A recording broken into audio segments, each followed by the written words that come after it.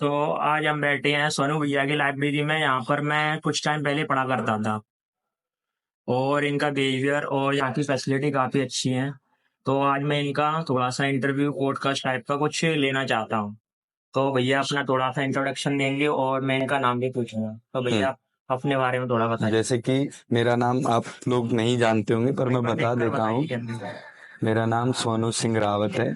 पर मैं इस नाम को ज़्यादा प्रेफर नहीं करता। सबसे ज़्यादा मैं सोनू भैया को नाम को प्रेफर करता हूँ, क्योंकि वो सबसे मुझे अच्छा लगा जब से मैंने इस चीज़ को स्टार्ट किया है। जैसे कि अपन सोच लेते हैं कि किसी भी आदमी या किसी भी इंसान को किसी के नाम को लेने से कोई वो ना हो, ऐतराज ना हो। जैसे कोई कभी कभी मैंने देखा है कि हमारी जातियों में थोड़ा ऐसा रहता है कि सोनू रावत, तो थोड़ा क्या है कि हमारी जाति का पहले से ही थोड़ा सा वो रहा है कि कभी कभी लोग बोलते हैं कि ये लड़ाकू टाइप के या फिर गुंडागर्दी टाइप ऐसा कुछ रहा है। तो फिर मैंने इसलिए ऐसा सोचा नहीं कि कभी, क्योंकि किसी की जाति को अपन गलत नहीं ठहरा सकते, इसलिए मैंने जाति उधर देख कर बोलिए भैया कैमरे के सामने। जाति को ना लेते हुए अपने अपने एक व्यवहारिक नाम जो सबको पसंद रहता है भैया, उसको लिया है। ठीक है और तो मैं आपसे थोड़ा पूछना चाहूँगा कि यहाँ पर बच्चों को क्या क्या फैसिलिटी मिलती है। जैसे कि हमने 2021 में इस चीज को स्टार्ट किया था। पहले डबरा में कहीं भी कोई भी ऐसी लाइब्रेरी नाम से कोई कुछ भी चीज को कोई जानते नहीं थे। ऐसे कभी कभी लोग बाहर पढ़ के आए हैं, उनको तो पता था कि लाइब्रेरी क्या होती है, जबकि डबरा में ऐसी चीज के बारे में किसी को कोई ज्ञान नहीं था। पर हमने स्टार्ट किया क्योंकि मैं जब दिल्ली पढ़ता था, मैं भी यूपीएससी की तैयारी कर रहा था उस समय। तो क्या हुआ, कोरोना काल था उस समय, तो सब लोग अपने अपने घर आ चुके थे। और फिर उसमें ऐसा रहा कि घर पे आके लोग बागों की पढ़ाई में थोड़ा बहुत डिस्टरबेंस हुआ। जैसे कोई कहने लगा कि भाई हमारे घर पे पढ़ाई नहीं हो पाती, कोई कहने लगा कि भाई घर के कामों में लगे रहते हैं, कोई कहने लगा कि अपन ऐसे इकट्ठा बैठ के पढ़ ले, फिर कभी कभी ग्रुप स्टडी हो जाए करेगी। तो उस चक्कर में ऐसा रहा कि कुछ लोगों तो पढ़ने लगे और कुछ लोगों की नहीं हो पाई पढ़ाई। तो उसमें मैं भी एक था कि जिसमें मेरी भी पढ़ाई नहीं हो पाई, क्योंकि घर में ही सारी परेशानी बनी रहती है, घर के काम काज भी रहते हैं। तो तो मैंने आपने यूपीएससी के कितने अटेम्प्ट दिए थे। मैंने सबसे पहले तैयारी करने के लिए मैं 2016 में दिल्ली गया था। तो उस समय मेरी ग्रेजुएशन की शायद लास्ट ईयर था, लास्ट सेम था।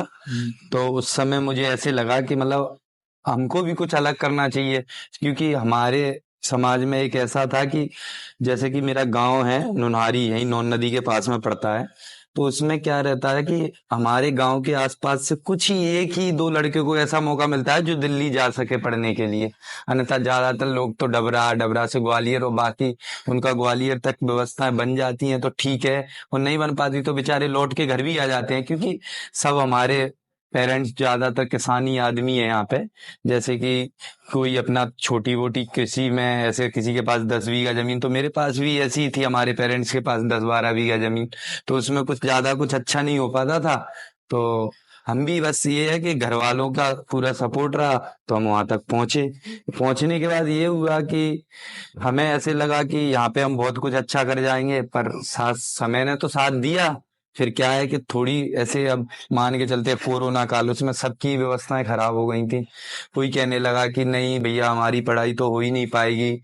और फिर ऐसे ही पेरेंट्स को भी दिक्कत आने लगी पैसा भेजने में, जैसे कि उस समय सारी व्यवस्थाएं खराब हो गई थी। घर के खर्चे बड़ी मुश्किल से चल रहे थे। सब लोगों का यही रहा कि अब आप लौट के आ जाओ और घर पे ही देख लेना। और वहां पे भी थोड़ी परेशानी होने लगी थी खाना पीना मंगाने करने में, क्योंकि रूम में एक लोग कितने दिनों तक बंद रह सकता है, आप ही बताओ। ज्यादा से ज्यादा 2 महीने 3 महीने, बस इतने से ज्यादा नहीं हो पाएगा। फिर तो हम उसी समय भाग आए थे, हमने कहा चलो घर पे ही देखते हैं। तो घर पे हमने कोशिश की, पर हो नहीं पाया ऐसा कुछ। तो मेरे पता नहीं, मैं अचानक सो रहा था, तो मेरे मन में एक ख्याल आया कि क्या ऐसा ना करें कि मतलब जैसे हम दिल्ली में लाइब्रेरी में पढ़ते थे, तो अपन डबरा में स्टार्ट करके देखें। शायद साथ साथ में अपनी पढ़ाई हो जाएगी, और साथ साथ में ऐसा भी रहेगा कि आपने पहली लाइब्रेरी कहाँ पर खोली थी। पहली लाइब्रेरी अपन ने गीता टॉकीज में ही खोली थी, जो एमआई सेंटर था उसके पास में खोली थी। तो उसमें कुछ ज्यादा फैसिलिटी नहीं थी, पर बढ़िया थी। उस समय के हिसाब से कह सकते हैं अपन, बच्चों को पढ़ने के लिए बहुत अच्छी थी। तो हमने पहली लाइब्रेरी स्टार्ट की जब उसकी ओपनिंग 8 अक्टूबर को थी। 8 अक्टूबर 2021 में। और ओपनिंग के समय मुझे सब लोग ऐसे ही बोल रहे थे कि यहाँ लाइब्रेरी में कौन पढ़ने आएगा और कौन पैसे देगा, सबके पास घर है, सब मकान है बड़े बड़े, और तेरे को पढ़ने के लिए यहाँ पे 500 रुपये कौन देगा, यहाँ कोई टीचर भी नहीं है। मैंने कहा बात तो आपकी सही है, पर मैंने कहा देखते हैं, कोई नहीं देगा तो कम से कम 10 लोग तो हो ही जाएंगे, तो उसका किराया भाड़ा निकलता रहेगा, तो साथ साथ में मैं भी पढ़ता रहूंगा। फिर क्या हुआ, बच्चों को चीजें अच्छी लगने लगी, बच्चे बाहर रहते थे, सब अपने अपने घर थे, उन्हें लगा कि लाइब्रेरी डबरा में भी है, बहुत अच्छी लाइब्रेरी है, बच्चे पढ़ने भी आए, सबको लगा। फिर कुछ समय बाद हमने सेकंड ब्रांच ओपनिंग की, क्योंकि फर्स्ट ब्रांच में बच्चे बन ही नहीं पा रहे थे। तो सेकंड ब्रांच आपकी कहाँ पर है? फिर हमने जस्ट गीता टॉकीज के सामने एक सेकंड ब्रांच ओपनिंग की, तो उसमें भी बच्चे मतलब बन ही नहीं पाए। तो हमें ऐसे लगा कि बच्चों को काफी चीजों की जरूरत है इस चीज से, तो हमने कहा कि ऐसा करो कि जहां जहां बच्चे रह रहे हैं वहां वहां तक जाने की कोशिश करते हैं अपन। तो उस तरफ, जैसे पुल उस तरफ से बच्चे आते थे, तो हमने कहा कि थर्ड ब्रांच अपन पुल उस तरफ ही करो, क्योंकि वहां पे बच्चे यहाँ भी हैं।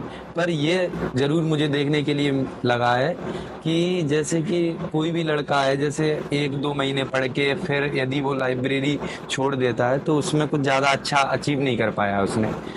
लंबे समय तक लगा रहा, उसने मेहनत की है। बहुत सारे लड़के हैं, मैं उदाहरण देना चाहूँगा, जैसे अपनी लाइब्रेरी में सबसे पहले हमारे ग्रुप में ही थे जो अभी शायद इनकम टैक्स इंस्पेक्टर हैं, वो अभी मुंबई में पोस्टेड हैं।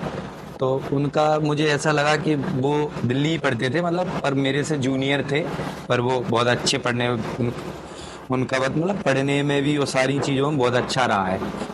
और भी इसमें जैसे कि अपन पटवारी के एग्जाम को लेके चले, तो हमारी लाइब्रेरी से करीब करीब 15-16 पटवारी बने, और उनमें भी अच्छी अच्छी पोस्टें हैं। जैसे पटवारियों में भी बहुत अच्छी अच्छी पोस्टें हैं, उनसे भी ऊपर जैसे उद्यम विभाग में है, कोई वो RI है, कोई मतलब कुछ अच्छी अच्छी पोस्टें मिली। अभी बरकरार देखो, GD में भी अच्छे खासा नंबर आ रहे हैं बच्चों के, पुलिस में भी बहुत सारे नंबर अच्छे आए हैं, पर अभी रिजल्ट नहीं दिया। मध्य प्रदेश शासन का तो अपन कुछ कह ही नहीं सकते, क्योंकि आप सभी को पता ही है कि लोग बात कितने परेशान है इस चीज को लेके।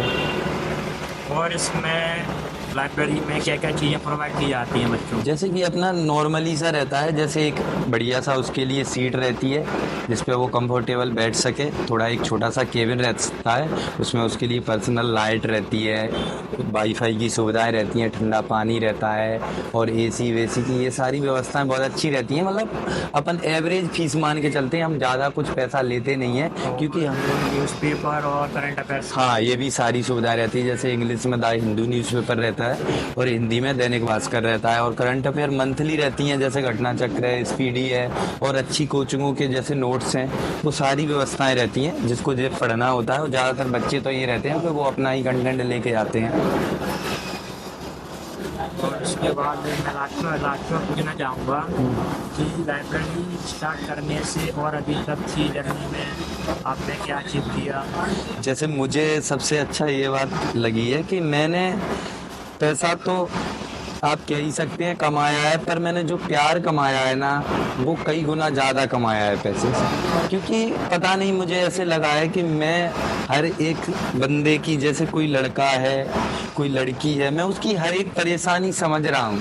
पता नहीं मुझे कैसे लगता है कि ये बंदा परेशान है। मैंने कभी भी फीस पे किसी से भी टॉर्चर नहीं किया होगा, क्योंकि फीस इतनी सारी रही नहीं है, और फिर मैं उस जर्नी से गुजरा हूँ। जैसे कि मैं भी लाइब्रेरी जाता था तो 10-20 दिन लेट अबेर हो ही जाती है, तो उससे कोई कभी मुझे फर्क ही नहीं पड़ा फीस के लिए। और मैंने बोला भी नहीं है बच्चों से, बेचारे सब बच्चे अपनी समय पे फीस दे रहे हैं। और देने के साथ साथ ये भी रहा है कि बच्चों का प्यार बहुत रहा है। जैसे कुछ भी चीज़ है, उन्हें घर से भी परेशानी हो, जैसे फाइनेंशियल परेशानी, तो वो मुझसे सब कुछ डिस्कस करते हैं। पता नहीं क्यों उन्हें ऐसे लगता है कि भैया हमारी बातों को समझ रहे हैं।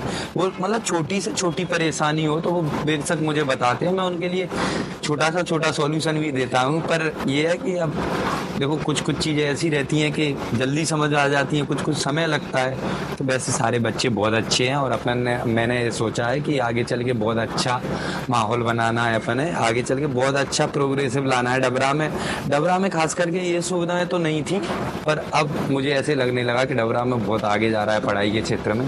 और इस बात देखना आप 12th क्लास में भी बहुत सारे बच्चे अपने पास यहाँ लाइब्रेरी है, अच्छी खासी परसेंट, इससे पिछली साल भी बहुत अच्छी परसेंटेज बनी, 93, 94, 95% तक गई हैं। और मतलब बहुत अच्छा माहौल बन चुका है अब इस समय। और देखो लाइब्रेरी का तो ये है कि जो मेहनत करेगा यहाँ आके उसका पक्का सिलेक्शन भी होना है, चाहे वो कोई हो। मैं ये नहीं कह सकता कि मैं हूँ या और कोई है, जो यहाँ पे आके मेहनत करेगा उसका सिलेक्शन निश्चित होगा ही, आज नहीं होगा कल होगा, पर वो अपनी मेहनत में कमी ना छोड़े। और जैसे मैंने भी यहाँ पे लाइब्रेरी में काफ़ी टाइम तक स्टडी की है, और मैंने सोनू भैया का बिहेवियर देखा था, जो काफ़ी अच्छा बिहेवियर है और सारी फैसिलिटी प्रोवाइड कर रहे हैं। मैंने भी काफ़ी टाइम तक पढ़ा है यहाँ पे, अपनी सिविल सर्विस की प्रिपरेशन की है, बट कुछ प्रॉब्लम के कारण, मेरी फाइनेंशियल प्रॉब्लम, फैमिली प्रॉब्लम के कारण मेरे को लाइब्रेरी छोड़नी पड़ी, और मैंने कुछ अपना स्टार्ट किया बिजनेस छोटा सा, इसको मैं भी कर रहा हूँ। और मैं फिर से सिविल सर्विस की तैयारी करना चाहता हूँ, क्योंकि मैंने उसको पूरे तरीके से नहीं छोड़ा है और उसमें कुछ टाइम के लिए ब्रेक लगा दिया था। तो मैं कोशिश करूँगा कि मैं दोबारा सोनू भैया के पास आ सकूँ और उनसे कुछ एडवाइस ले सकूँ, क्योंकि उनके पास मेरे से ज़्यादा एक्सपीरियंस है। हाँ, और लास्ट में मैं इतना ही कहना चाहूँगा कि ये काफ़ी अच्छी लाइब्रेरी है, और ज़्यादा से ज़्यादा बच्चे यहाँ पर एडमिशन लें, ज्वाइन हों और उनसे मिलें। So thank you very much. Thank you, धन्यवाद।